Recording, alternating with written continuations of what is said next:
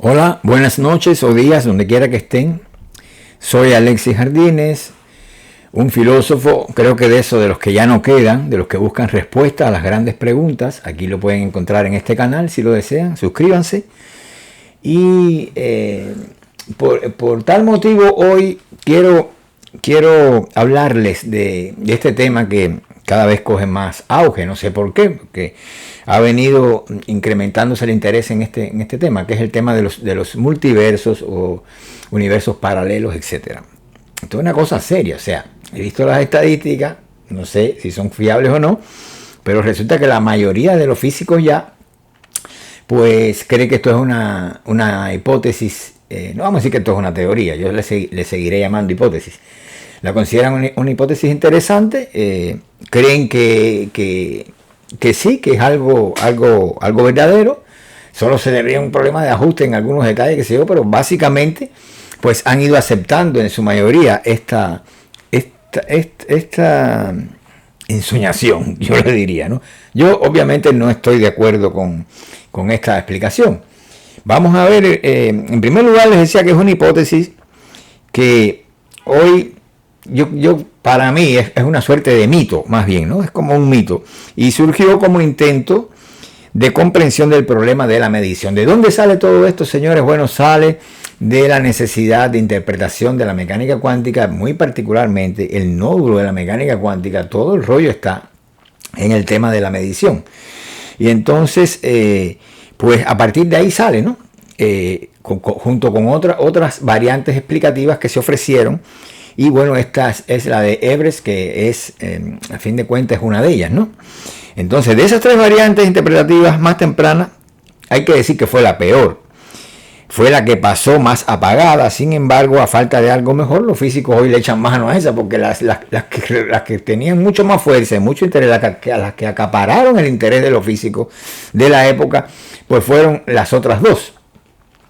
Y entonces ahora parece que a falta de, como en definitiva no pudieron resolver el problema de la interpretación de la mecánica cuántica en su conjunto, siguen válidas las palabras de Feynman de que nadie entiende la mecánica cuántica, y el que crea que la entiende porque no la entiende, pues sencillamente echaron mano a esta, que es la que queda, ¿no? la que menos se le había hecho caso, ¿no?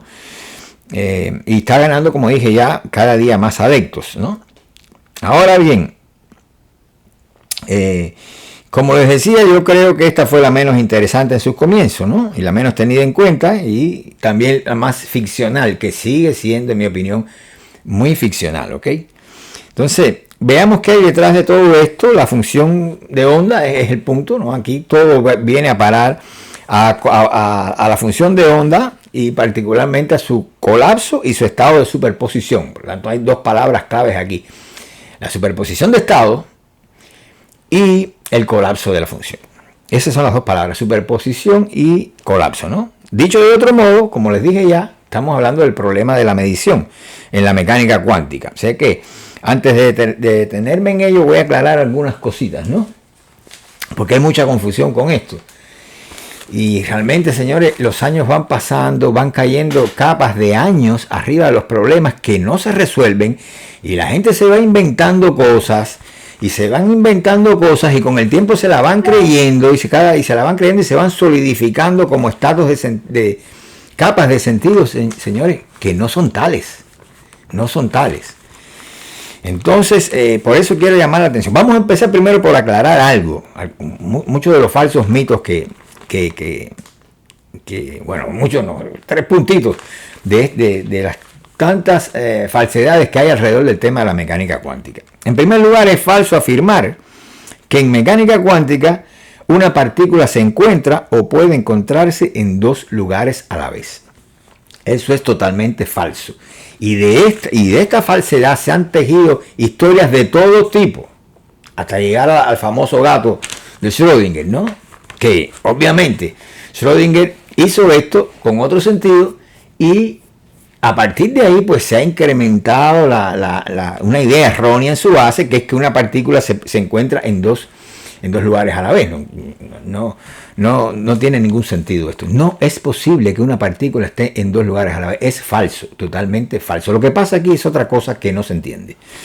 Y esto lo vamos a aclarar más adelante. Así que olvídense eso, que dos partículas están en dos lugares a la vez y que esto ha motivado mucho el entrelazamiento cuántico, etcétera, etcétera. Eso es falso. Eso es sencillamente falso.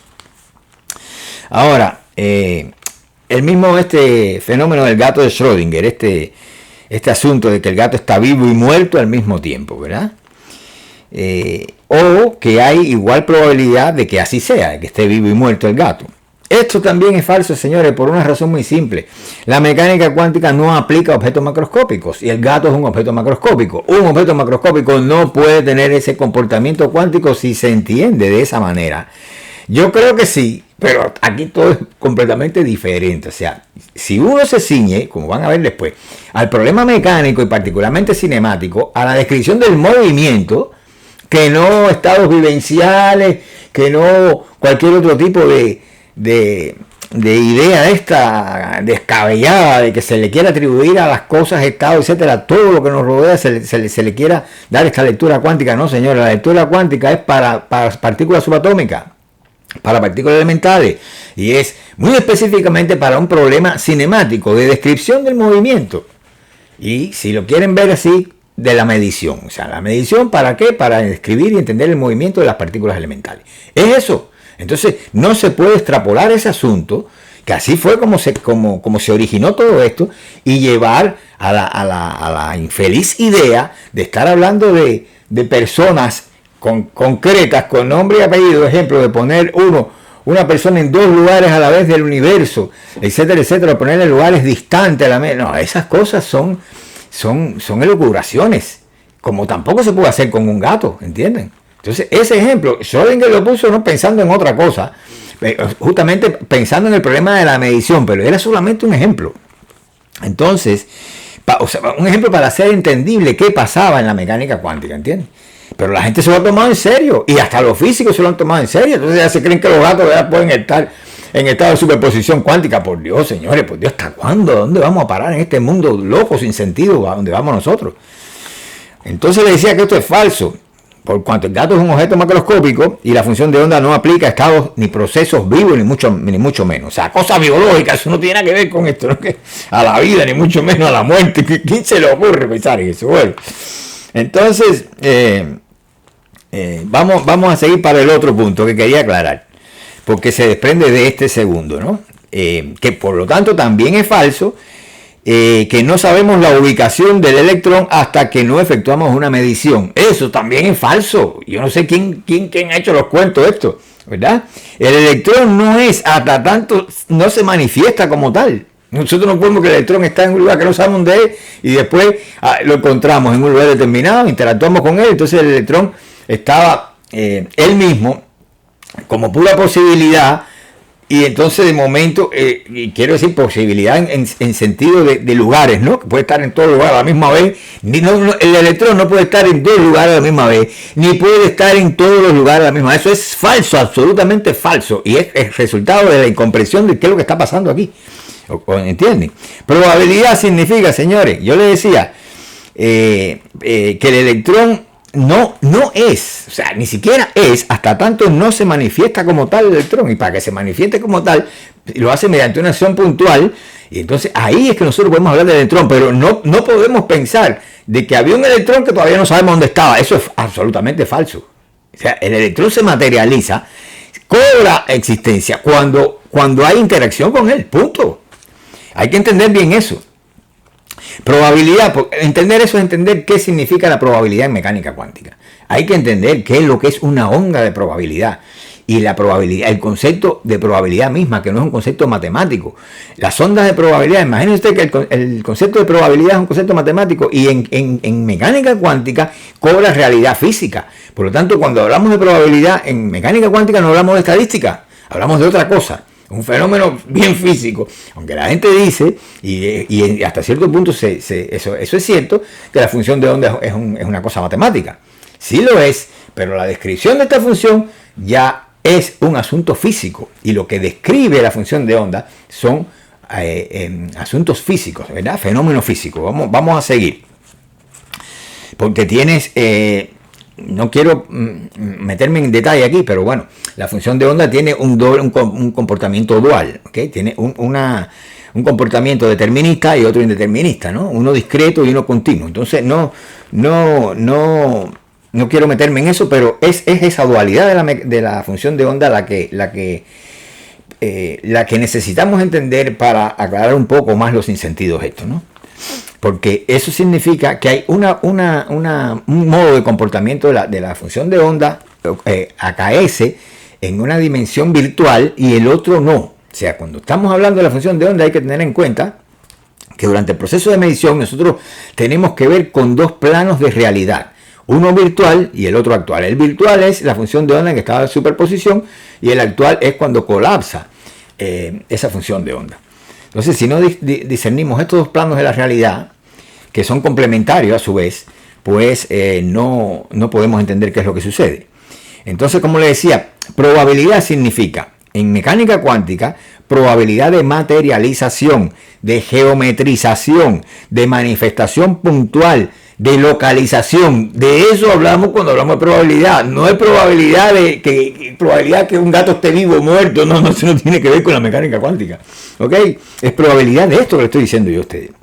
De materialización de la partícula subatómica, de geometrización, si lo quieren ver así, de manifestación puntual de esa partícula que estamos describiendo, o sencillamente de localización, porque estamos hablando de un problema de medición. Y cuando nosotros tratamos de localizar esa partícula, una partícula, sobre todo una partícula individual, ahí es donde surgen todos los problemas vinculados al tema de la medición y de donde nacen todas estas fantasías ligadas con la mecánica cuántica, sobre todo para la gente que oye los tiros y no sabe dónde, ¿no? Me estoy refiriendo más bien a la parte esta, ni siquiera divulgativa, sino a la parte vinculada con el arte, ¿sabes? Enseguida lo llevan todo a hacer películas y cosas fantásticas de todo.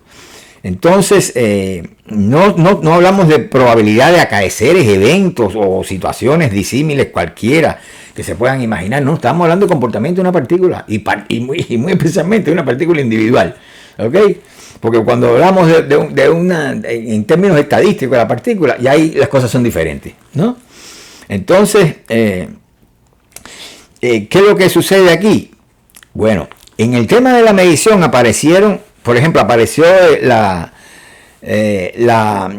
explicación de Pascual Jordan, apareció la de von Neumann y, esas eran más bien las prototípicas, ¿no? Y obviamente la tercera, la de Everett, que es la de los multiversos. Hoy por hoy dicen que es muy lógica, que todo está muy bien con eso, que sí, que sé cuánto, pero en aquel momento no era así. Esa fue la más desechable, ¿verdad?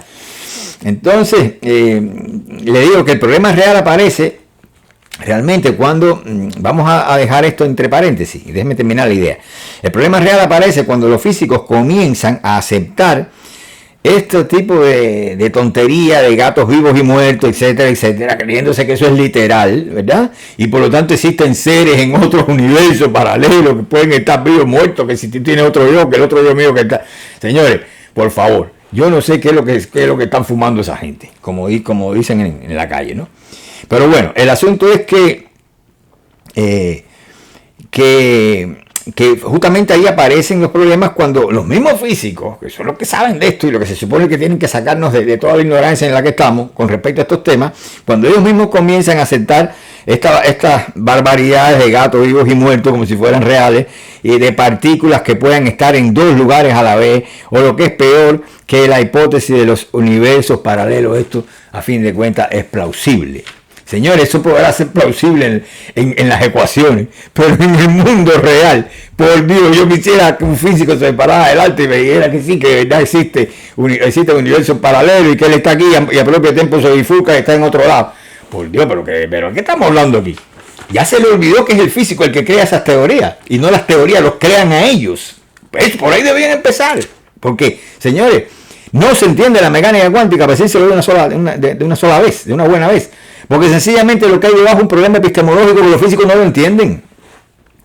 Tienen que introducir la epistemología, y no la epistemología positivista, no esta que es la que se conoce aquí en América y en el mundo anglo, de todos estos individuos que para mí la verdad que no son filósofos ni son nada, empezando por Popper, todas estas epistemologías positivistas, yo lo voto en excepto la basura.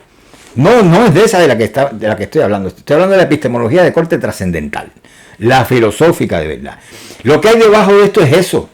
Entonces, obviamente, como no se entiende, como no hay una epistemología o sea, como la física no tiene epistemología, para decirlo de otra manera, pues entonces se caen en todas estas ensoñaciones, ¿verdad? En todas estas locuras. Estamos hablando del tema de la realidad y del tema de conocimiento. Son problemas filosóficos. La física no puede resolverlo. Y eso es el gran vacío que ella tiene desde el punto de vista interpretativo, que no puede asumir la data que tiene. No la puede interpretar. El problema es la interpretación. Ese es el gran problema que tiene la física, ¿no? Entonces, vamos a ver. Déjenme pasar a otro punto, ¿no? Por aquí, bueno, antes de pasar a otro punto, les explico, les comento primero, bueno, para reducir estas maneras de interpretar el tema de la medición en la mecánica cuántica, hay dos posiciones. Vamos a hacerlo de forma resumida. Una posición que responsabiliza al aparato de medición de toda esta rareza de la mecánica cuántica, particularmente del colapso o reducción de la función de onda. Y digo reducción porque se trata de la reducción de la función de onda al estado propio del operador de la magnitud observada. Cuando estamos hablando de partícula individual, cuando colapsa, ¿no? Por eso se llama también colapso, ¿no? ¿Colapso de qué? De la superposición de estados.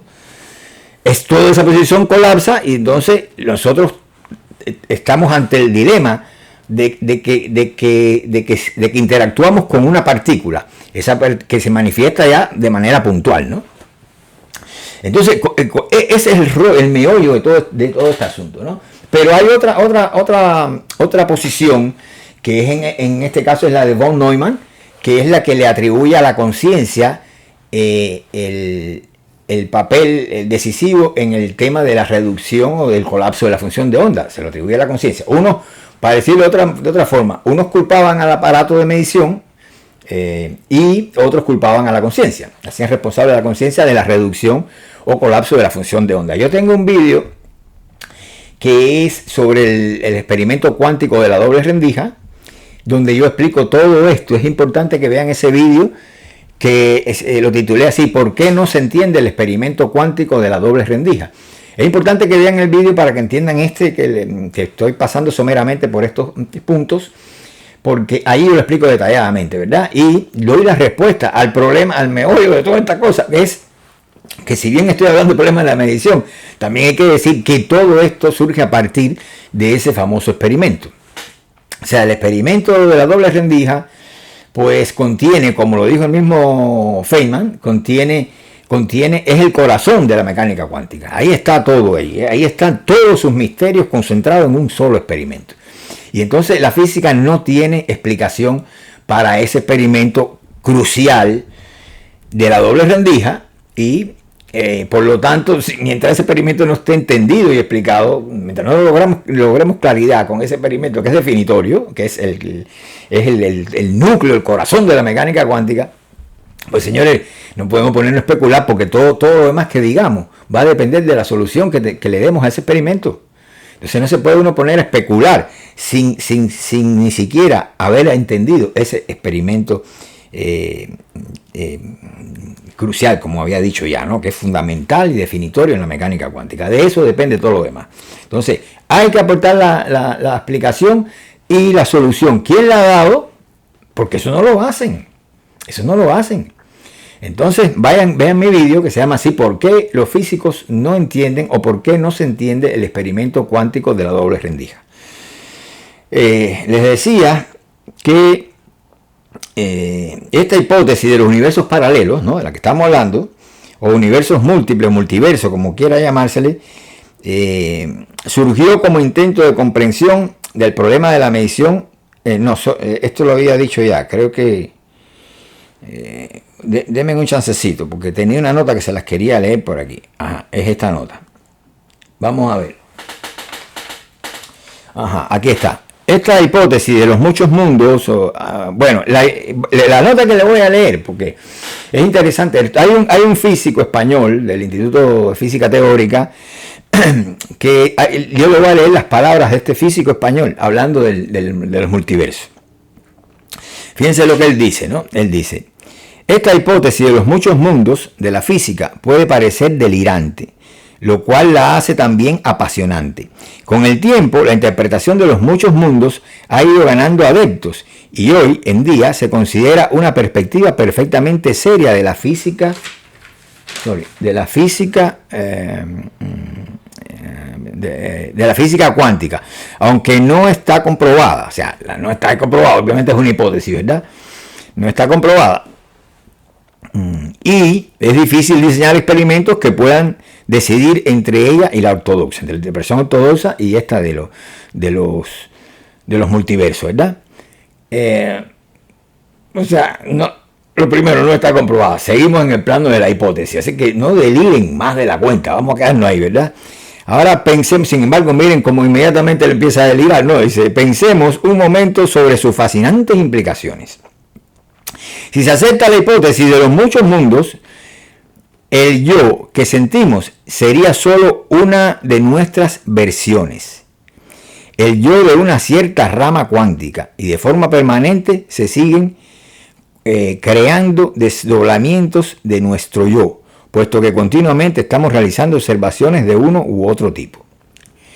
Lo primero que hay que preguntarse es, señores, la física, y particularmente la mecánica cuántica, si quieren hablar de ella, pero la física no sabe lo que es el tiempo. No lo sabe porque sencillamente los físicos consideran con Einstein que el tiempo es una ilusión. Y cuando tú le preguntas, aunque no pueden deshacerse de él, ni siquiera en la fórmula, pero si tú le preguntas a ellos te van a decir: no, el tiempo, bueno, imagínate, el tiempo no existe, el tiempo es una ilusión, el tiempo no sabe. Y se le dice: bueno, pero ¿qué cosa es? Los que no aceptan que es una ilusión, ¿qué cosa es el tiempo? Tampoco saben. No solamente los físicos, es que nadie sabe qué es el tiempo. Y de esa misma manera, nadie sabe, la física muy particularmente, no sabe qué es la conciencia. Pero sin embargo la usa y cree que hay conciencia y le atribuye el rol a la conciencia y habla de yo. El físico tampoco sabe lo que es el yo. ¿Qué tiene en cuenta el físico cuando habla de yo? El yo es un momento de la conciencia. Todas esas cosas están relacionadas. Pero si no sabemos qué cosa es la conciencia, ¿cómo vamos a imaginarnos que hay muchos yo? El yo, sentimos, sería solo una de nuestras versiones, el yo de una cierta rama cuántica, y de forma permanente se siguen creando desdoblamientos de nuestro yo. Oiga, Pato, si usted no sabe lo que es la conciencia, no sabe lo que es el yo, ¿cómo se va a imaginar que hay desdoblamientos de yoes y múltiples yoes? Vamos a poner en plural así, ¿no? Si es que se puede hablar así, ¿no? Supongo que ese es el plural, ¿no?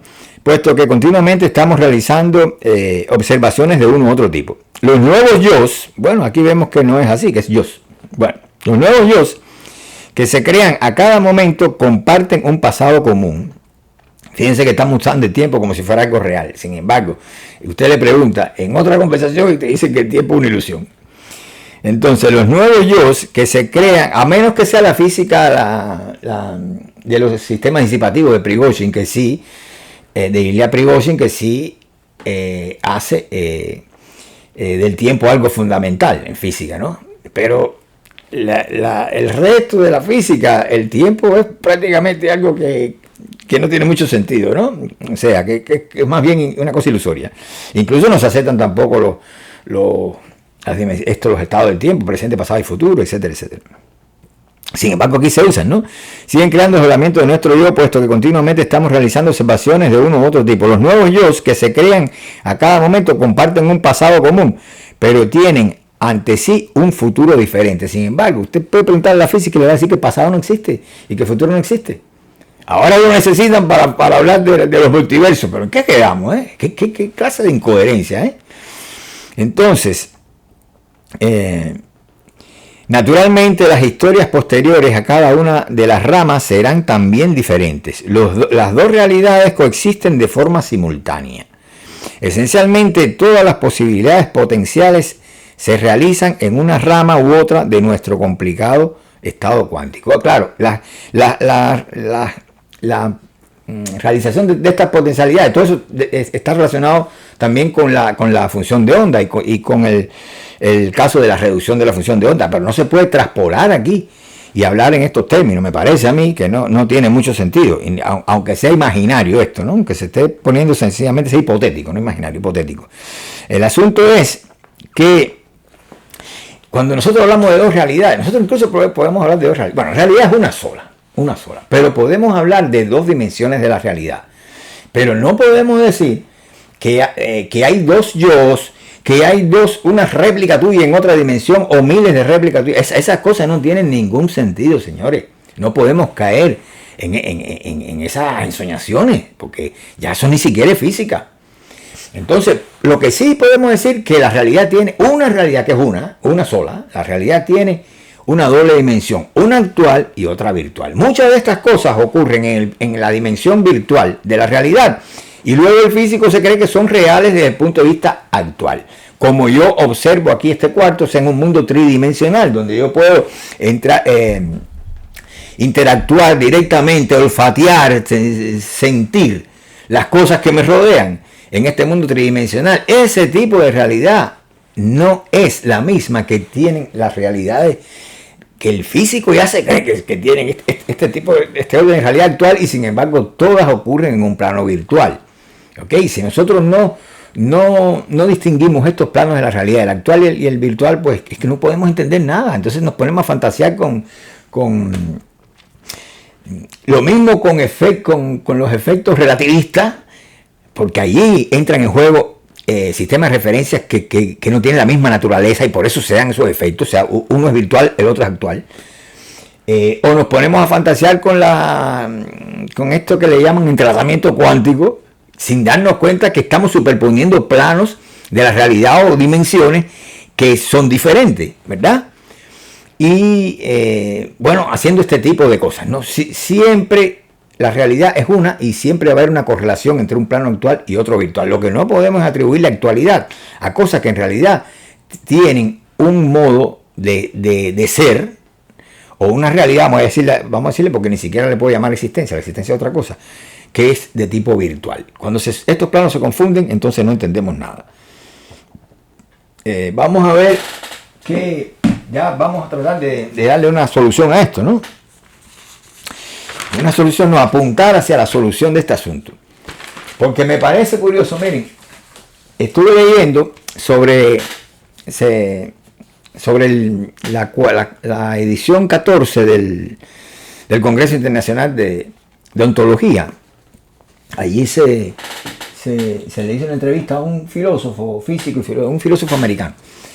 Ahora su nombre no recuerdo, es bien famoso, pero bueno, ahora no me acuerdo del nombre, ¿no? Y entonces él participa ahí y habla justamente de los multiversos. Entonces el tipo dice que sí, que fue una teoría, o con la palabra que usó no recuerdo, pero que sí, que es fantástica, que él está de acuerdo con eso y la acepta y está muy, muy cómodo con esa cosa de los multiversos, ¿no? A mí me resultó curioso porque yo fui a la cuarta edición de ese mismo Congreso Internacional.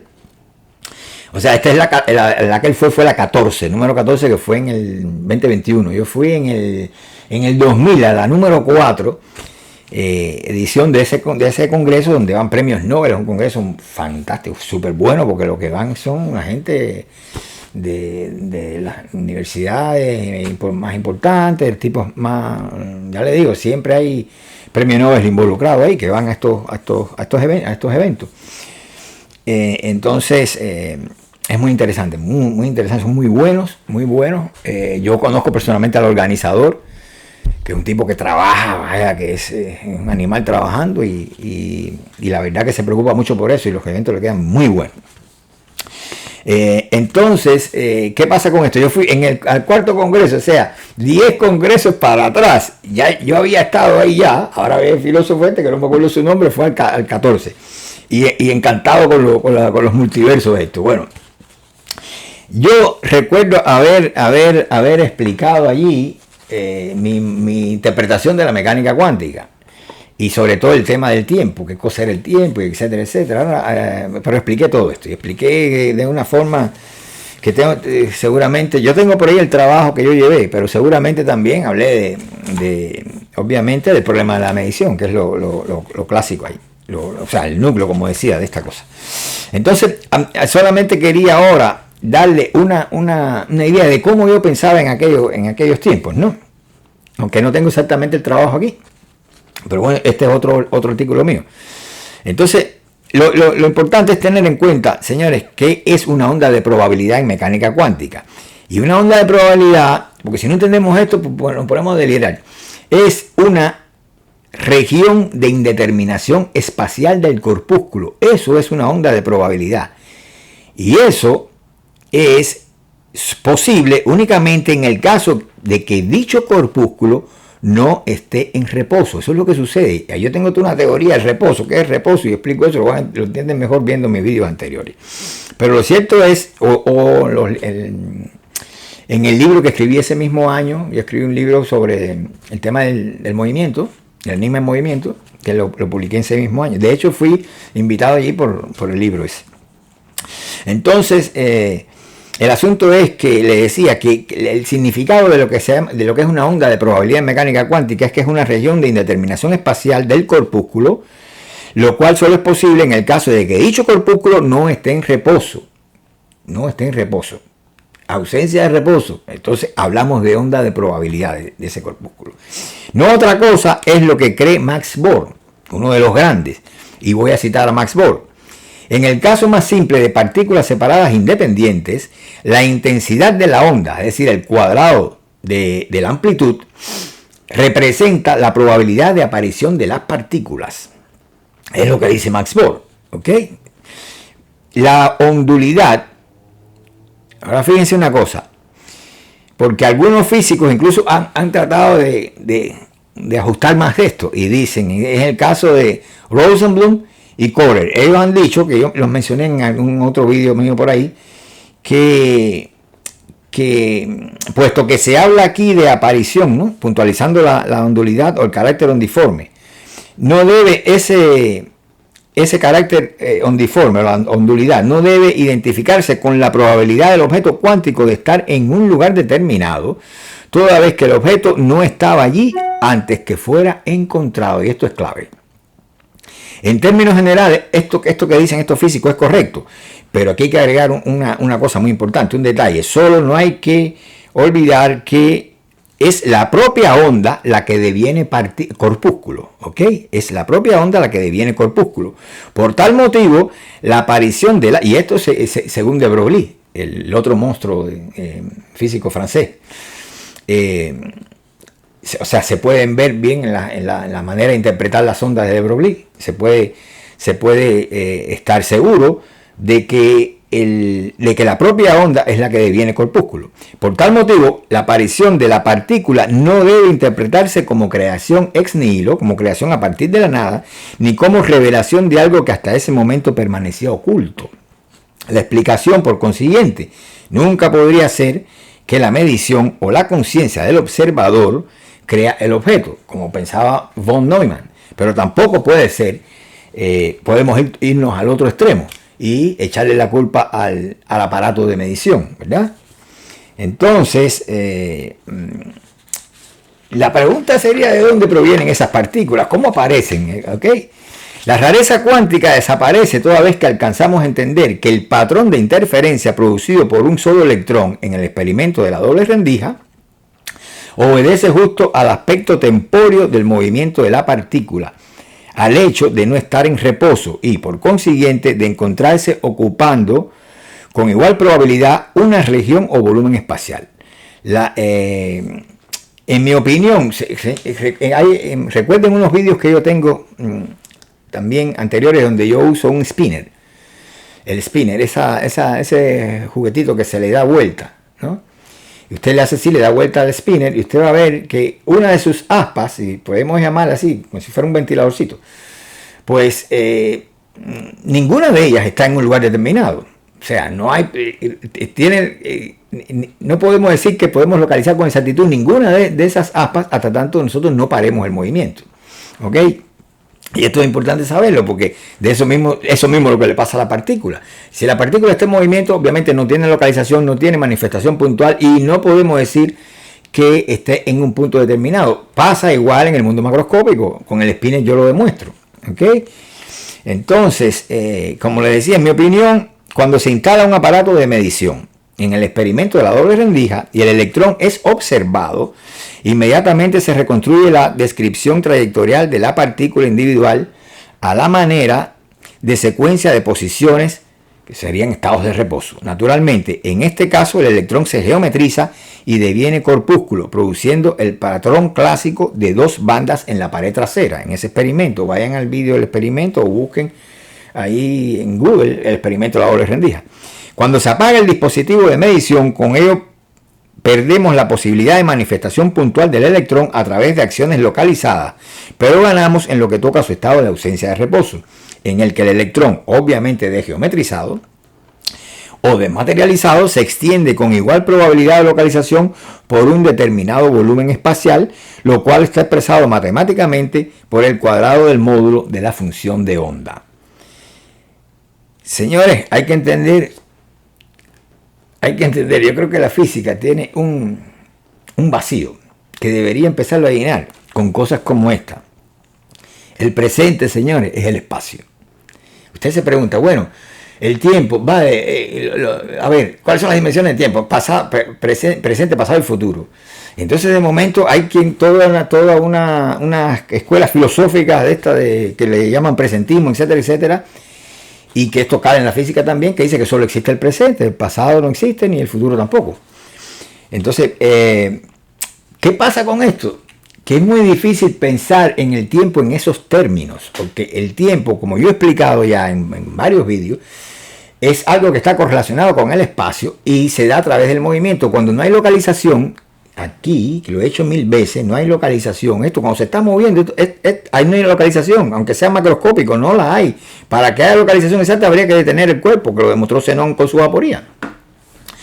Entonces, ¿dónde está el cuerpo? Cuando no está espacialmente determinado, es que se ha desmaterializado, se ha convertido en energía, si le quieren llamar, pero no está en ningún punto determinado del espacio, por lo tanto el cuerpo se volatilizó, se desapareció, o sea, el cuerpo pasó a la dimensión temporal y se hizo un asunto temporio. Eso es lo que tenemos. Tenemos energía, no tenemos masa, señores, es lo que pasa. El cuerpo sigue estando ahí, pero como energía, no como masa. Quieren masa, van a tener reposo. Van a tener que pagar el precio de reposo. Por lo tanto, una de las ideas que tienen que asumir la física es que lo que llamamos presente no es otra cosa que el espacio. La distribución espacial de la experiencia, eso que tenemos delante de nosotros, enfrentando a nosotros todo el tiempo, eso es el presente, el estado presente. La correlación entre el tiempo y el espacio es muy diferente a la que Einstein pensó y a la que ha pensado la física. Es algo mucho más profundo. ¿Se dan cuenta? Entonces, cuando no hay esa presencia, entonces que nosotros hablamos de tiempo. Pero el tiempo el cuerpo tendría que indeterminarse para poder hablar en términos tempóreos y tendría, por tanto, que dematerializarse. Así que el presente, si quieren saber qué cosa es el presente, bueno, el presente es el espacio. En el presente no hay tiempo. Eso no es tiempo. Eso es espacio. Lo otro, la masa se origina en la interacción. Entiéndase, interacción, colisión, localización. Eso es el origen de la masa. Y con ella, el origen del reposo. Así que cuando tenemos presente, lo que tenemos es espacio, no tiempo. Y cuando tenemos masa, tenemos reposo, porque la masa es el principio del reposo. Ustedes quieren movimiento, o más bien ausencia de reposo. Pues el cuerpo tiene que materializarse, tiene que pasar a otro plano de realidad, que sería el plano energético. Se convierte en energía, vamos a decirlo así, se hace energía porque se mueve, porque no está en ningún lugar determinado. No hay nada que pueda ser sólido ahí. Recuerden el spinner, cuando está el spinner ahí, se desdibuja, porque usted es una mancha, probabilidad de localización, que eso es una onda de probabilidad en mecánica cuántica. Creo que lo voy a dejar aquí porque se me ha hecho muy largo esto, ¿no? Pero por ahí van los tiros. No le voy a dar respuesta porque la tengo explicada en otros vídeos. Búsquenla. Ya todo esto yo lo he explicado bien, pero no relacionado con el tema de los multiversos, de los universos paralelos, que solo quería llevarle a ustedes la idea de que por lo menos mi punto de vista es que esto no tiene ninguna posibilidad de realización. No, estamos por un camino equivocado. Olvídense que eso en el mundo real no va a existir. No hay tales multiversos, no hay universos paralelos, y olvídense de eso. Eso es un problema técnico que tiene la física, que tiene que resolverlo ella y entender mejor los resultados y los fenómenos con los que ella está teniendo que ver. Así que los dejo por ahora y nos vemos en un próximo vídeo. Gracias.